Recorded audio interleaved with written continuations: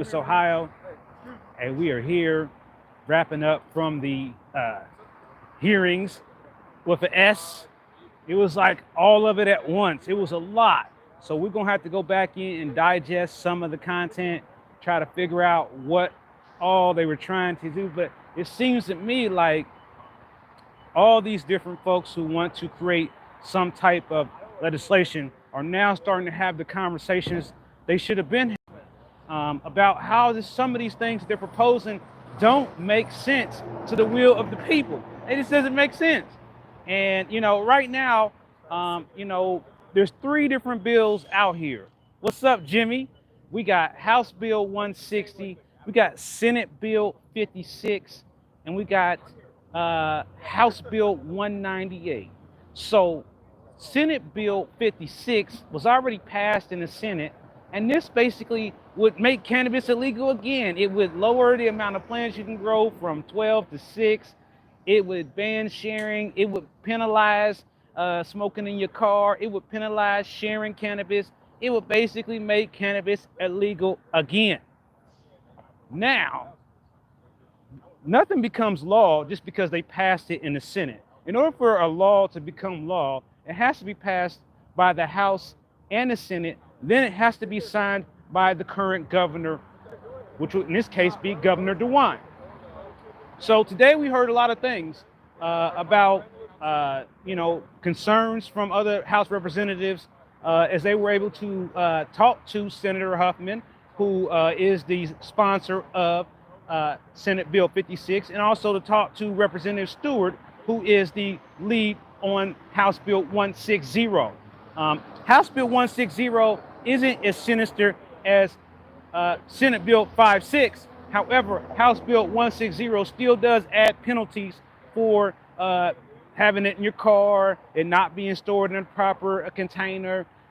Just these things, banning public consumption, saying consumption can only happen at your house. And one of the biggest things that I have been trying to shed light on is this whole thing they want to do when it comes to employment. This is really important. They want to make it to where employers can fire you for using cannabis and then disqualify you from receiving unemployment benefits. This is a huge problem.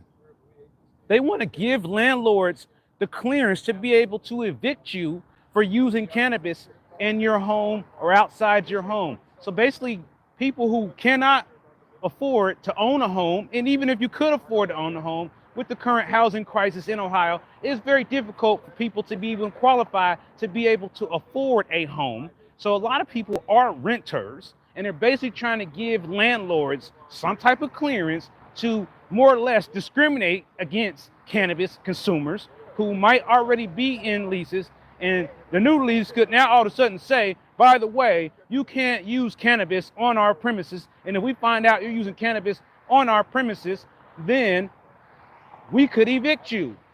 Therefore, an eviction is a very hard thing to get off of your record, just as hard as it is to get a bankruptcy off your record.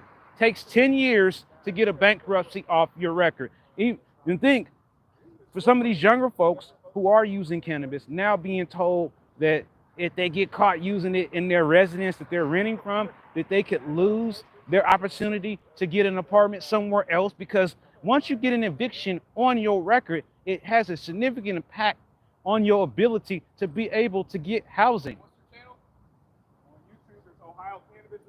Yep. So we're out here trying to provide information.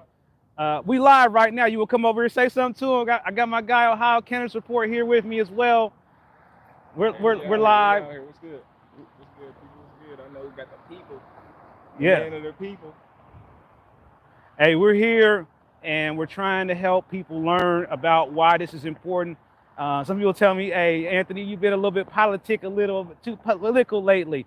And if we want to have rights as cannabis consumers, now that it is legal, it has to have some type of legislation. The stuff has to make sense, or it just won't make sense. I mean, and that's really where we're at right now. If it doesn't make sense, then how are people going to support it? I mean, I don't see it. I don't see how people are going to support it. How does it make sense? It doesn't, because people out here are poor. They're struggling right now. There's a lot of people out here who use cannabis, and they want to see this money go back to the people, to the community. And this is something else that they want to take away within this whole thing. They want to basically make it to where there is no cannabis community fund, there is no expungement. And if there is expungement, you're going to have to DIY it. You're going to have to watch some YouTube videos and figure out how to make it work. And all this is really important for people out here who are just now becoming aware that cannabis is legal. There's a lot of medical professionals, for example, who would like more detailed information about the current cannabis law and can't get that information because there doesn't seem to be any type of platform for those folks to get information. Something else we learned today is that restaurants and bars are really interested and excited to continue to sell hemp drinks. And they know that they're currently selling hemp drinks through a loophole with the 2018-2019 hemp bill that was passed. So a lot of people are benefiting from those hemp drinks that they're selling through the loophole. And now with this new bill, House Bill 198, this seemed like this might be the bill for the restaurateurs, the entrepreneurs who already own bars, those folks who already own smoke shops, because the legislation coming out of the Senate, which I believe Senate Bill 86, right? Senate Bill 86, they want it to be restricted to only being sold in the dispensaries. So Gerald here is with Ohio Cannabis Report. From what you heard today, what do you think is going to be the next step?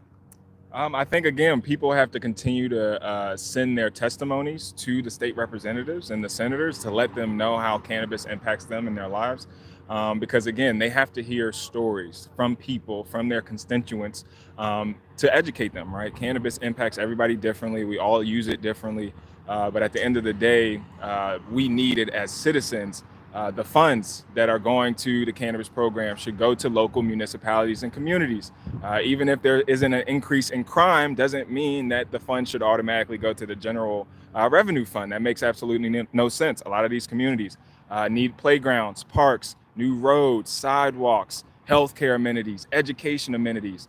So when you really look into the nooks and crannies of the state, a lot of these communities, the cannabis funds can go a long way in helping our communities heal. Obviously, coming out of the pandemic, a lot of people are still struggling. So I think, we have a lot of work to do in terms of education. We definitely have some good lobbyists up here.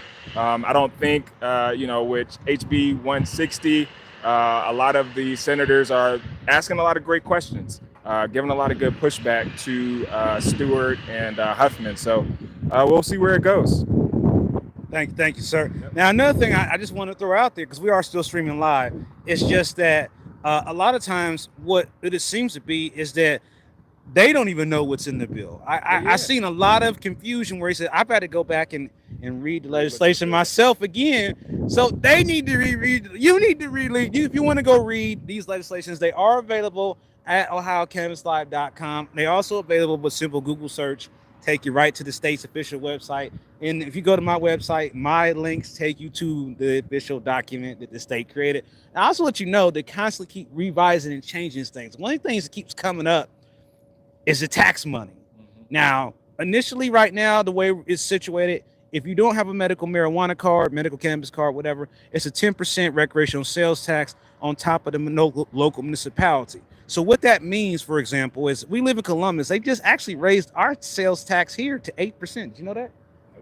Yeah. Ours used to be 7.5%. It's now 8%. Okay. So now that means that cannabis as a recreational consumer in Ohio, in Columbus, for example, is 18%, 10 for the rec and 8 for the local. What they want to do in this legislation is take away the money that will go to local communities where they already have these recreational or medical dispensaries.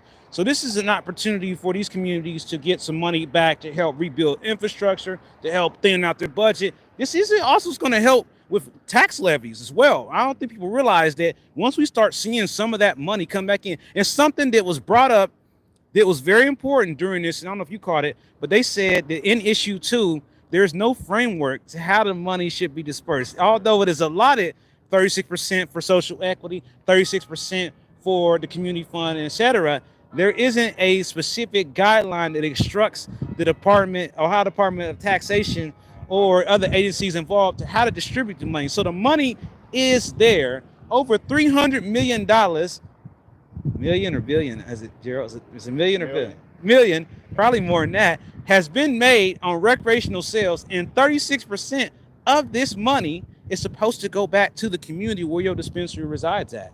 And so that money just sitting in a pot without any guidance. So what we're asking and hoping lawmakers decide to do is, for one, not to take away the community fund, and for them to come up with the structure that they need to guide these agencies on how to actually get those funds to the communities that deserve the money. Same thing with social equity. We want people to still be able to get those 3B license. They keep calling it 3B. I don't know where that came. 3B. That's what they call them? Yeah, the tier 3, 3B, whatever. They keep making those licenses seem like they're really only for a small group of people and not just regular folks like me and Gerald. But actually, part of the issue to law and part of what we passed, we voted on overwhelmingly over 50%, is for people who have been impacted by low levels of crime to be able to apply for a dispensary license or a cultivator license. Now, a lot of people tax don't. money goes to what, 50% of the application fee? Well, and 36% of that money, tax money, goes to help towards creating the program. Of course, the program, the framework is already existing. They just have never released it because they're waiting to see what happens with the law. Ain't no point in releasing no framework for them to undo it or to throw it out again. So what we're also trying to stop them from doing is taking away the money that could be used to help people with expungements, for people who may have had other issues where that money could be used to help them out. And we still got people who are currently incarcerated for cannabis crimes right now who need to be pardoned. Hello, Governor DeWine, could you go ahead and automatic expungement? Could you go ahead automatically expunge some of these people? One thing that came up about expungement was, how would that work as far as the clerk of courts? And a representative brought up a suggestion that, it'd be each local clerk of courts to be the one to send out the notices. People say, hey, you're now eligible for expungement. They would still need to go through a process, which means you still have the hearing. The process could be noted. They said victims will be notified. I'm like, cannabis victims? Cannabis victims will be notified? I can't wait to see how that would work. How would they notify him? You're right, Red Don't. They're trying to remove tier 1 altogether. You're absolutely right. And that is something that we are trying to stop. That is why your boy Mastermind and my boy Gerald from Hopkins, we're down here along with everybody else. Politics is important. Yeah. So again, that doesn't mean that we're not going to play in Schedule 1 maybe later today. You hit the Schedule 1? Huh? You hit the Schedule 1 yet? Nope. Okay. So this is how the world works. So they done come out with a game called Schedule 1. And Schedule 1 is a game about selling drugs. That ain't Grand Theft Auto. So this one person guy made this game about growing weed, packing the weed up, meeting up with customers, the whole nine. They call it Schedule 1. Now, if you want to see a preview of what I'm talking about, I already tested it once, and you let me know after you see the preview. Should I play again? Should I play it again? I could put it on my schedule as number 1. But anyway, so it's amazing how a video game about selling drugs, totally normal and okay to be out and about, but legal cannabis is still a problem. It's still a problem for us all here in the state of Ohio. Even though it's legal, they want to make sure that you can only smoke it in your house, even if you don't own the house. They put you in a bad quandary because they say, hey, you can only smoke it in your house. What if you don't have a house? What if you don't own it? What if you're homeless? I mean, what if you ain't got no house? What if you ain't got nothing but your car? You can't smoke in your car. Oh, wait, they want to make passing joints in the car. Oh yeah, if you pass it, they say, oh, it might be okay to pass a gummy. I think we can live with you passing the gummy, but it's not okay to pass a joint. So I can't pass on man Gerald a joint right here because we will be in direct violation of the law. The law says though. But the law is not the law. The law to law, right? No. I ain't nobody. No, man, look, that's like somebody calling somebody yellow. These the laws already, baby. We We gotta practice the laws. My we man got brought right out now the while we green got pop top, man. He brought out the green pop top, man. them. On camera. I'm not even gonna ask you where that came from because I know we all seen those green pop tops before. It's homegrown. Oh, okay. See, it's homegrown. See, one day we just show up to the hearing with a bag full of layer cake joints. That's what we do. Here's for the whole hearing. This is everybody in the room. We got one for everybody. You know what I mean? So yeah, we out here. It's free right now, baby. We gotta practice the laws while we Well, got them. we got to remind people, like I said, right now they have not changed They're trying anything. to change the laws. No laws have been changed. They're trying to change them, but they haven't. Too, we can still combust, can still consume, still. You still grow grow. 12 plants for 2 adults per household. They are trying to change the law. And Nothing's gonna amend the happen law. if you're smoking weed in your car. But you better not be smoking weed in your car. Be smart. Be make smart. smart decisions. Be smart, choices. make good decisions. And smash the like, subscribe button. Go follow my guy, Hit the Ohio notification Cannabis bell. Report. Get my man right, man. Yeah, He's well, on- he yeah. the We hardest only got working 10 man viewers. in We the got Ohio 10 viewers cannabis on here. industry right There's now. only 10 people available right now because everybody's at work, man. Right. So they have to We catch it on trying the to free replay. y'all. We trying to free y'all from one. What's up, Jimmy? You at work, man? That's tough, man. Parma busted me like 10 times already. Oh wow. This is why we got to come to the state house, people. And I know. No, you off today? Okay, it worked out. See, it worked out.